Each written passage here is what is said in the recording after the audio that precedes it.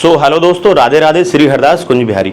अभी हमने अपनी 4 धाम और 12 ज्योतिर्लिंग यात्रा के बाद कुछ वीडियोस डाली थी, जिसमें बहुत लोगों के ये कमेंट आ रहे थे कि भाई अपना रूट शेयर कर दो, हमें रूट शेयर कर दो। हमारे पास इंस्टाग्राम पे भी मैसेज आ रहे थे काफ़ी सारे, और यूट्यूब पे भी कमेंट आ रहे थे कि भाई हमें अपने 12 ज्योतिर्लिंग, क्योंकि अभी आपको पता है केदारनाथ धाम के दर्शन अप्रैल में खुलने वाले हैं, तो काफ़ी लोग तैयारी कर रहे हैं 12 ज्योतिर्लिंग यात्रा की।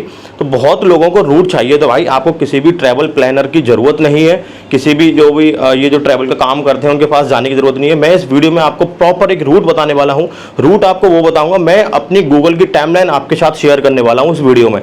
तो प्रॉपर एक से एक जगह दूसरी जगह कहां से कहां गए, कैसे गए, कौन सा रूट लिया, कहां होकर गए, और अपनी 4 व्हीलर गाड़ी से कैसे आप 12 दिन में अपनी 12 ज्योतिर्लिंग यात्रा कंप्लीट कर सकते हैं। हमने मात्र 12 दिन में 12 ज्योतिर्लिंग कंप्लीट किए थे, लेकिन इस पूरी यात्रा की अगर मैं बात करूं तो 13 दिन और कुछ घंटे में हमने इस यात्रा को कंप्लीट किया था, जिसमें हमने 12 ज्योतिर्लिंग और इंडिया के, भारत के बड़े 4 धाम कंप्लीट किए थे, दर्शन किए थे।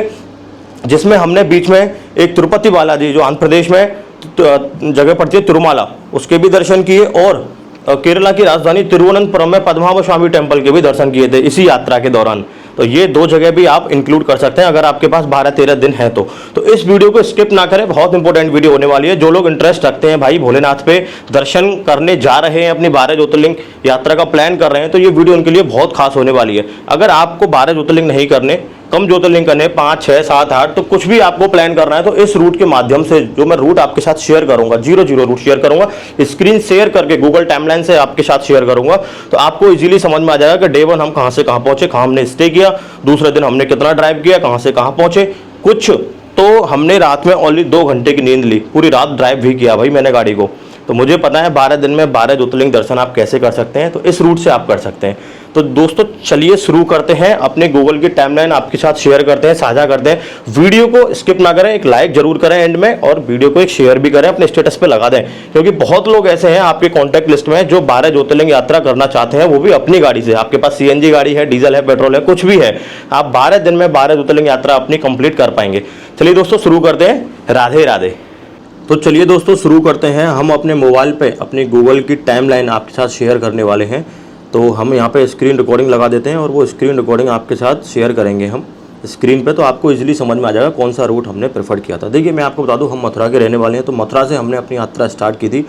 21 सितंबर 2025 को हमने अपनी यात्रा का शुभारंभ किया था, और गाड़ी थी हमारी पास XUV 700। तो आप ये समझ सकते हैं 4 व्हीलर बड़ी गाड़ी से हमने अपना टूर किया था। तो हम आपको वो रूट दिखाएंगे जिस रूट से हम गुजरे हैं, तो आपको कोई भी समस्या नहीं होने वाली है उस रूट पे।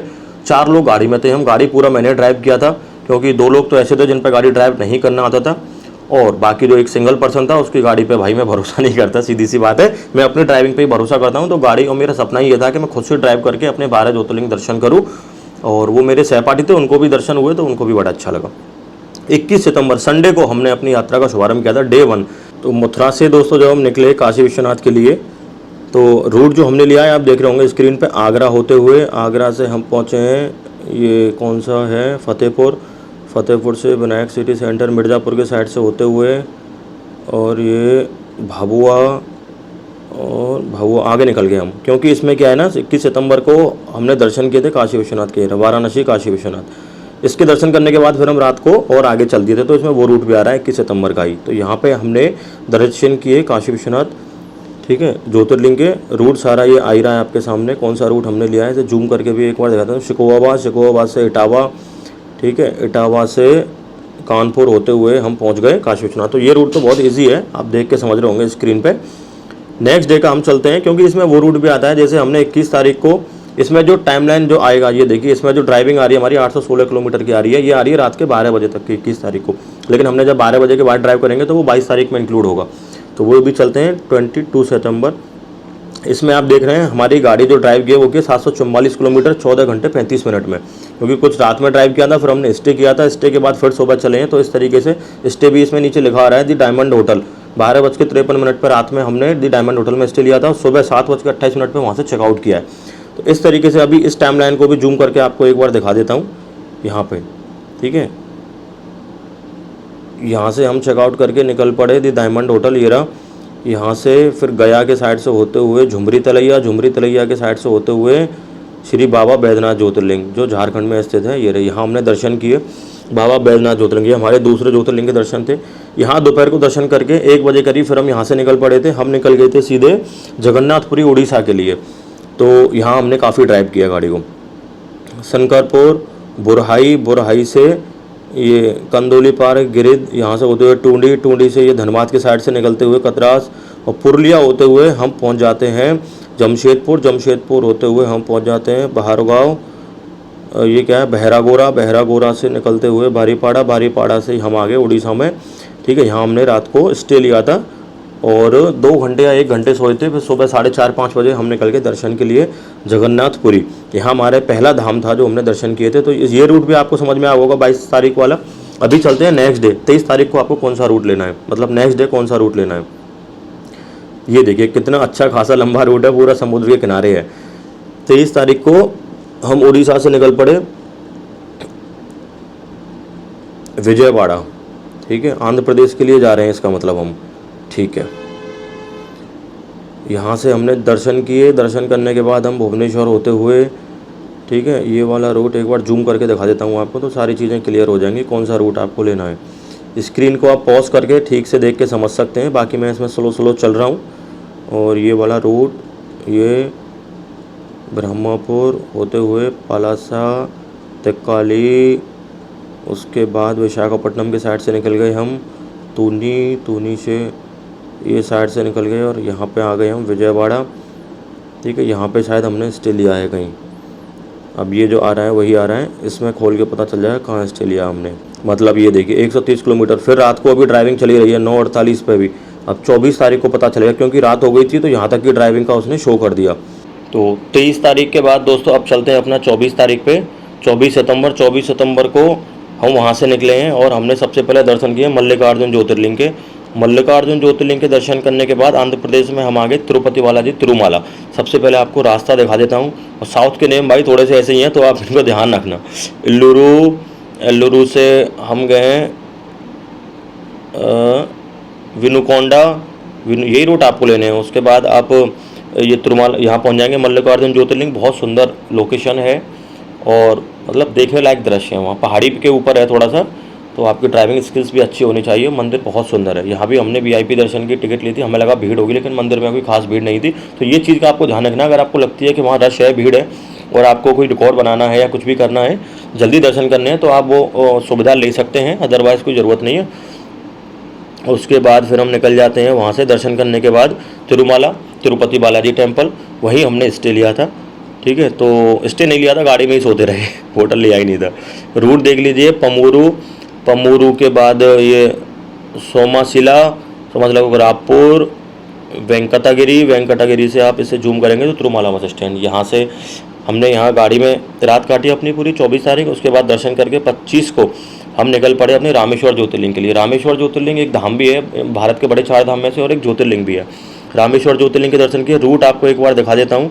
चित्तूर से होते हुए ये होटल आर्यास, तिरुचिरापल्ली से होते हुए पुडुकोट्टाई से होते हुए रामेश्वरम। ठीक है, रामेश्वरम में भी हमने स्टे लिया था, होटल MS रेसिडेंसी रामेश्वर, हाँ यही था शायद। बहुत सुंदर जगह है, यहाँ भी आप जा सकते हैं। रामेश्वर के बाद अगर हम किलोमीटर की बात करूँ तो 25 तारीख को 631 किलोमीटर हमने गाड़ी चलाई है 14 घंटे 40 मिनट में। आपको इस से पूरा आइडिया लग रहा होगा। नेक्स्ट डे की बात करते हैं 26 सितंबर। 26 सितंबर को हम निकल पड़े अपने रामेश्वर से। 26 कहाँ गया ये, ठीक है, रामेश्वर से केरला की राजधानी तिरुवनंतपुरम के लिए, जहाँ हमने दर्शन किए पद्मनाभ स्वामी टेम्पल, जो वर्ल्ड का रिचेस्ट टेम्पल है भाई। मतलब मंदिर के अंदर जो संपत्ति है बहुत है, उसके बारे में सबने सुना होगा। पद्मनाभ स्वामी टेम्पल दर्शन, मतलब ऐसा टेम्पल मैंने कहीं नहीं देखा। वहाँ का कल्चर भी आज अलग है। आप पैंट शर्ट लोवर टी-शर्ट में दर्शन नहीं कर सकते, आपको धोती पहन के मंदिर के अंदर जाना होगा। दर्शन की बात अगर मैं करूँ तो 3 बार में दर्शन होंगे। 3 दरवाजे हैं, पहले से नीचे वाला एरिया पैरों के दर्शन होंगे, अगले से पेट वाले एरिया के, और जब आप फ्रंट गेट पर जाएंगे तो ऊपर जो सिर वाला एरिया है इसके दर्शन होंगे। तो बहुत सुंदर दर्शन होंगे, मन प्रसन्न हो जाएगा। मंदिर के अंदर कोई भी लाइटिंग नहीं है, ओनली दीपक जलता है, उसी की रोशनी में आपको दर्शन करने होंगे, अंधेरा रहता है पूरा। ठीक है, पद्मनाभ स्वामी टेम्पल बहुत सुंदर मंदिर है। पद्मनाभ स्वामी टेम्पल के दर्शन करने के बाद हम निकल पड़े दोस्तों आगे, इधर कोविलपट्टी, सत्तूर। ये रूट आप ये स्क्रीन रिकॉर्डिंग रोक के ये रूट नोट कर लेना, उसके बाद आपको मतलब सुविधा हो जाएगी। उसके बाद मदुरई होते हुए हम निकल पड़े दिंडीगुल से आगे। 26 तारीख का ये रूट है। उसके बाद 27 तारीख पे अगर हम जाते हैं तो वो रूट कंटिन्यू करते हैं, ठीक है। होटल हरि भवन, यहाँ से निकल पड़े हम लोग महाराष्ट्र के लिए, जहाँ हमने 3 ज्योतिर्लिंग के दर्शन किए। मैं आपको नाम बता दूँ, भीमाशंकर ज्योतिर्लिंग, त्र्यंबकेश्वर और कृष्णेश्वर। तो वो महाराष्ट्र में निकल जाते हैं, एंट्री करते हैं। रूट आप देख लो, यही वाला रूट आपको लेना है। बेंगलुरु के साइड से निकलते हुए आपको जाना है तुमकुर से साइड से होते हुए आपको निकल जाना है हिरियूर से चित्रदुर्गा से दावनागेरे से हुब्बली, और हुब्बली से होते हुए आपको जाना है कोल्हापुर, और कोल्हापुर से सतारा, हाँ यहाँ जगह है ना सतारा, यहीं दर्शन किए थे। सतारा से फिर, हाँ हमने यहाँ पे दर्शन करके ना निकल गए थे। ये आपको जब मैप पे आप डालोगे भीमाशंकर ज्योतिर्लिंग और वो सब आ जाएगा। सतारा जगह पड़ती है, वहीं दर्शन किए थे हमने, ठीक है। उसके बाद दर्शन करने के बाद सबसे पहले भीमाशंकर ज्योतिर्लिंग के दर्शन किए थे हमने। उसके बाद रात को किए थे कृष्णेश्वर ज्योतिर्लिंग के बाद हम पूना में पहले स्टे किए थे। पूना में कहाँ है, ये रहा पूना, महाबालेश्वर, सतारा में दर्शन किए थे क्या, 28 में हुए थे दर्शन हमारे, बिल्कुल सही है, ठीक है। 27 को हम डायरेक्ट पूना पहुंच गए थे। पुणे में हमने स्टे लिया था दोस्तों। तो ये रूट आपको लेना है, सतारा होते हुए पूना पहुंच जाएंगे। पूना में हमने स्टे लिया। पूना से सुबह निकल के हमने दर्शन किए भीमाशंकर ज्योतिर्लिंग के। अब 28 तारीख में 27 को किलोमीटर जो हुए हमारे, ये देख लीजिए। 27 में हमने पूरे दिन गाड़ी चलाई है, 1433 किलोमीटर गाड़ी चलाई है भाई, एक दिन पूरे दिन गाड़ी चलाई।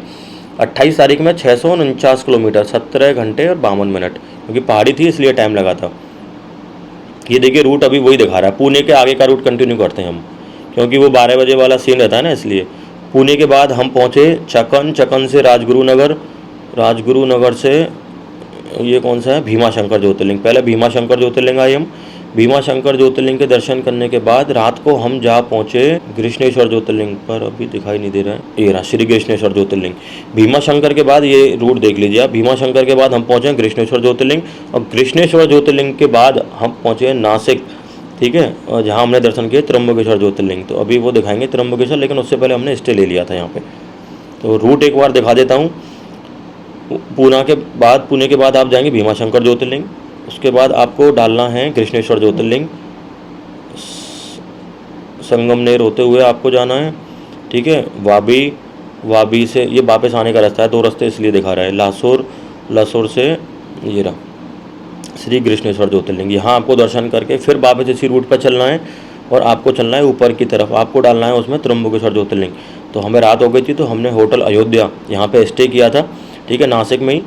होटल अयोध्या में स्टे करने के बाद फिर 29 तारीख को सुबह हमने दर्शन किए हैं त्र्यंबकेश्वर ज्योतिर्लिंग, इसमें आ जाएगा, ठीक है। यहाँ से निकल गए हम होटल अयोध्या से। फिर उसके बाद हमने दर्शन किए हैं त्र्यंबकेश्वर ज्योतिर्लिंग के, और उसके बाद कंटिन्यू दर्शन करने के बाद निकल गए अपने आगे गुजरात के लिए, ठीक है। तो ये पूरा गुजरात का रूट आ गया। इस दिन भी हमने गाड़ी देखो 888 किलोमीटर गाड़ी चलाई है, 14 घंटे 3 मिनट में। इस दिन भी अच्छी खासी ड्राइविंग है। सूरत होते हुए निकल पड़े हम गुजरात में। ये देखिए बड़ौदा के साइड से निकल गए, आनंद के साइड से फिर हम चले गए लिम्बड़ी से साइला से राजकोट से जामनगर से हम जा पहुँचे द्वारका, जहाँ हमने भारत के बड़े 4 धाम में से एक द्वारका के दर्शन किए। और उसके बाद मतलब द्वारका के दर्शन करने के बाद हमने किए, सबसे पहले सोमनाथ के किए थे, फिर द्वारका के किए थे, फिर किए थे नागेश्वर ज्योतिर्लिंग। ये तीनों गुजरात में ही मिल जाएंगे, आसपास ही हैं, ज़्यादा डिस्टेंस नहीं है।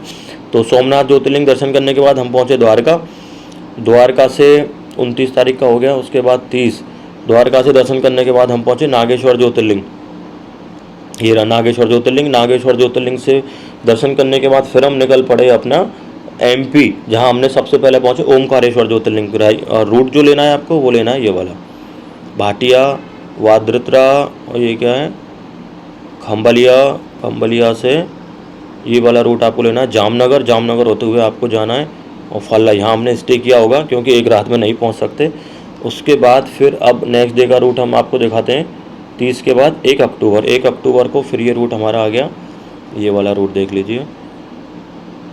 दाहोद से होते हुए दूधी, माहेश्वर, ठीक है, सनाबाद, ठीक है। यहाँ आप ओमकारेश्वर ज्योतिर्लिंग के दर्शन करेंगे। नर्मदा रिवर ये रही, यहीं पे आपको ओमकारेश्वर ज्योतिर्लिंग के दर्शन हो जाएंगे। ओमकारेश्वर ज्योतिर्लिंग के दर्शन करने के बाद हम जहाँ पहुँचे महाकालेश्वर, देवास के बाद महाकाल लोग, यहाँ महाकालेश्वर उज्जैन के दर्शन किए हमने। ठीक है। उज्जैन के दर्शन करने के बाद, महाकालेश्वर ज्योतिर्लिंग दर्शन करने के बाद हम निकल पड़े सीधे केदारनाथ धाम के लिए। जो रूट हमने लिया वो ये है, देख लीजिए आप। कोटा होते हुए निकले हम, पर यहाँ ट्रैफिक लग रहा था, हाईवे बंद था, तो दिल्ली मुंबई हाईवे, इसलिए हमें टाइम लगा, बहुत घूम के जाना पड़ा। उसके बाद आपको ये जयपुर वाला हाईवे आ जाएगा, दौसा। दौसा से हम पहुँचे फरीदाबाद, फरीदाबाद से नोएडा गाज़ियाबाद होते हुए मेरठ। मेरठ में हमने स्टे लिया था क्योंकि वहाँ हमारे जो एक सहपाठी थे उनका फ्लैट था और उनको वहाँ रुकना था, क्योंकि उनको केदारनाथ नहीं जाना था। तो हम 2 लोग गए थे, केदारनाथ और बद्रीनाथ, बाकी सब वहीं मेरठ में उतर गए थे। तो 1 तारीख का हमारा ये रूट रहा। किलोमीटर आप देख लो, 1000 किलोमीटर गाड़ी चली है भाई, 18 घंटे 50 मिनट में, 1012 किलोमीटर।